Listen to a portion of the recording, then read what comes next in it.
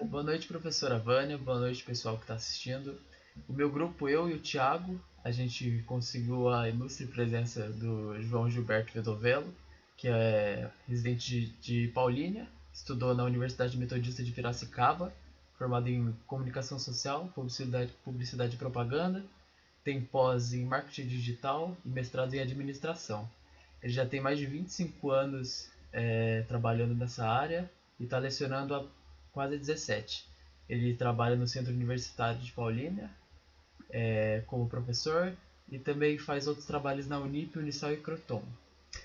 E, bom, muito obrigado por ceder essa entrevista pra gente, porque realmente é bem importante. Bom, boa noite, pessoal. Boa noite a todos. Boa noite, João. Boa noite, Vamos lá. Thiago, Patrick. Primeiramente, gostaria que você falasse um pouco sobre a profissão hoje em dia. Como você enxerga, no geral, esse trabalho do comunicador nos dias atuais? Joia. Bom, o que eu tenho percebido é que com esse avanço tecnológico que a gente vem acompanhando há décadas já, percebemos uma mudança significativa de comportamento, de conteúdo e de interação com esse conteúdo, né?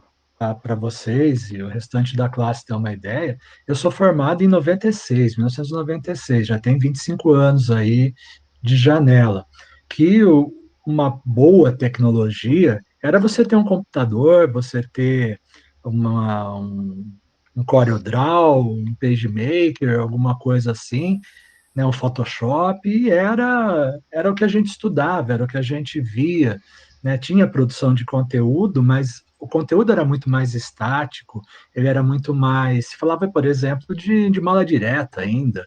Né? E hoje, tudo bem, eu tenho spam na minha caixa de e-mail, querendo fazer às vezes disso, tenho anúncios impulsionados, tudo, mas o que eu percebo é exatamente a velocidade, o dinamismo da comunicação, o dinamismo dos processos de informação, de publicidade, seja se eu olhar para o lado da publicidade, que é a minha área de formação, se eu olhar para o jornalismo na forma de divulgação, na forma de compartilhamento de dados, o que eu enxergo hoje é uma velocidade muito maior.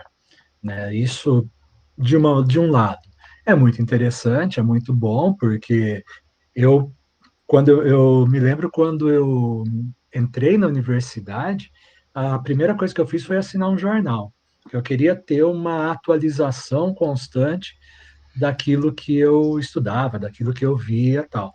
Se eu fosse hoje, óbvio, poderia até eventualmente ainda ter uma mídia impressa em mãos, mas é muito mais provável estar atrelado a um portal de notícias, a diversas fontes de notícia e informação, porque hoje a coisa é muito mais dinâmica, muito mais rápida.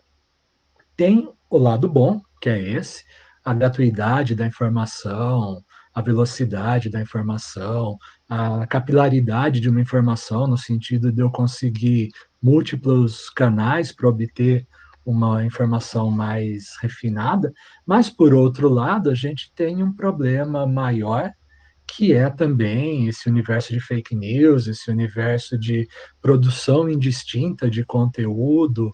Hoje a gente tem YouTubers fazendo papel de jornalistas, por exemplo, sem uma formação, sem uma técnica para isso e com milhares e milhões de seguidores. Quer dizer, então hoje a democratização da informação, a democratização dos meios de comunicação é real. O problema dessa realidade é esse filtro que é necessário, tanto para anunciar um produto, para falar sobre um remédio, para falar sobre uma política, para falar sobre uma ação, né? Porque essa mesma facilidade, ela também traz no seu seio alguns riscos maiores do que a nossa época.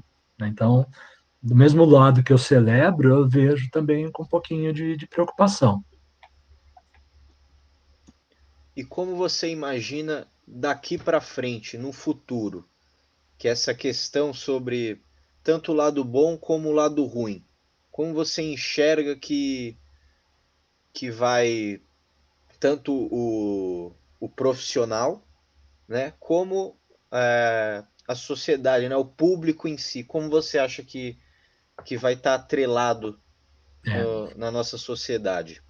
Eu vejo o cerne central é a informação. Em qualquer momento da história, em qualquer período que nós analisarmos, eu gosto de olhar a partir da informação. Quem produz, quem consome, quem espalha, quem divulga, quem vende, quem comercializa essa informação. Então, o que eu imagino para frente é um processo ainda maior, mais rápido, substanciado com inteligência artificial. Então, a gente já está falando, por exemplo, de produções, de funções, de profissões que correm riscos reais da extinção ou da obsolescência dela por conta da inteligência artificial. Então, eu imagino um futuro ainda mais rápido, mais dinâmico, mais compartilhado.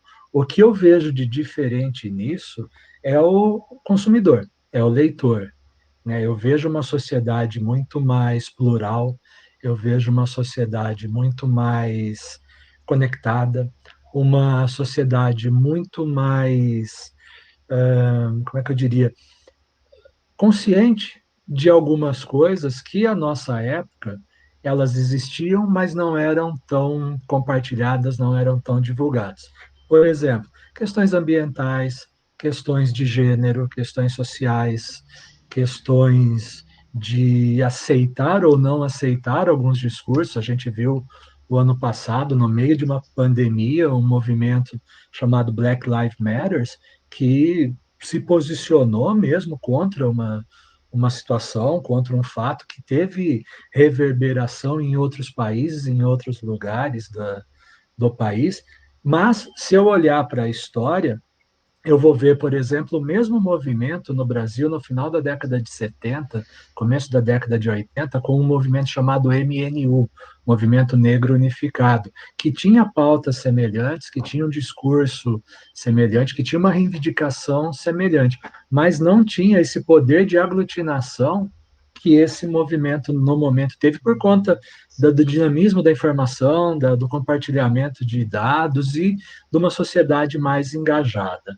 Então, eu vejo a sociedade, fundamentalmente, né, tomando parte nesse processo, o humano, aceitando ou não, tolerando ou não alguns discursos, alguns comportamentos, etc. E isso vai permear, vai orientar os processos de comunicação. No marketing, a gente tem o marketing societal, o marketing socioambiental, que, se eu for olhar práticas e discursos disso lá na década de 50, 40, 50, 60, eu não encontro material suficiente. Quer dizer, eu quero consumir, mas eu quero saber aonde que esse produto é testado, qual o impacto que ele tem no meio ambiente, que tipo de ação voluntária ou comunitária ele promove, desenvolve, e isso é determinante para eu associar-me a uma marca, para eu aceitar uma marca, ou para eu repelir. Isso tudo temperado com a tecnologia, indubitavelmente. Acho que é isso. Deu para ter uma dinâmica, né? Agradeço ao tempo do João de estar aqui com a gente e acho que Imagina. foi bem legal, Foi foi bem ótimo. importante para a gente, né? Então, Inclusive, ia Eu comentar que que agradeço. a gente, principalmente como iniciante, né, na faculdade, receber logo de cara assim a ajuda de um profissional, né, com uma carreira já consagrada assim é muito importante pra gente. Queria agradecer de É verdade a isso, sua é isso. presença aqui, viu? É o maior prazer. Assim como vocês, lá em 1993, 94, eu tive que conversar também com profissionais. Hoje nós estamos fazendo pelo Google Meet, É, né? Eu tive que fazer isso telefonando para alguém, mandando um questionário, anotando uma resposta. Quer dizer, as práticas pedagógicas também se moldam a sim. a um período diferente, a um modelo diferente, a um momento diferente, né? Mas então eu lembrei quando veio o convite, eu lembrei de quando eu precisei também disso, Legal. né? E foi maior prazer poder ajudar e contem comigo sempre que precisarem. Fica à Agradeço. Poxa, vontade. obrigado. Muito obrigado. Quem Nada, sabe a gente não é imagina. o próximo, né? Com certeza. O senhor tá dando aulas EAD durante esse período da pandemia? Tô. É? Faz um ano, tá indo para um ano e meio já, né? Ah, Foi um desespero. Agora já já acostumou? me de fala, já me acostumei, Uhum. sabe? Não tô achando mais tão difícil, não. Mas no primeiro semestre do ano passado, né? Putz, foi terrível. É, acho que pra Deixa eu todo ver se mundo foi eu acho. difícil assim. Agora tá bom, né? O pessoal já tá meio acostumado, e tudo. E esse é meu grande medo, né? De como isso vai ficar lá na frente, Uhum. porque a gente não sabe que tipo de aluno a gente vai receber depois, né? O quão confortável a gente vai estar com tudo isso ou não, como é que a gente vai estar. Então, é uma coisa que tem preocupado a gente, sabe? É bem maluco a gente imaginar que daqui a pouco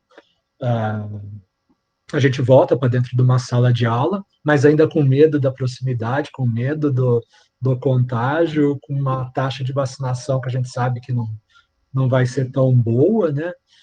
E todo mundo já meio que acostumado ou meio que adaptado à casa. Uhum. A gente, por Então, exemplo, começou a faculdade à distância, né?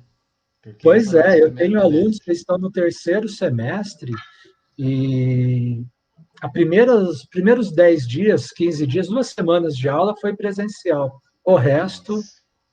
tudo totalmente por fora. Tem um autor que ele falava de conexões, né, que a gente conseguia se conectar com qualquer pessoa em sete passos, em sete contatos. Então, se eu quisesse falar com o ex-presidente Obama, eu conheço alguém que mora nos Estados Ah, já Unidos, vi isso. conhece alguém que até chegar lá. Hoje rompeu tudo, né? Hoje o contato é praticamente direto, né? De repente tem um artista que você é fã, um político, alguém lá que você tem alguma curiosidade, algum contato que a pessoa está mandando mensagem, curtindo teu lá, curtindo teu comentário direto lá, né? Quer dizer, barreira zero, né? É. É bacana.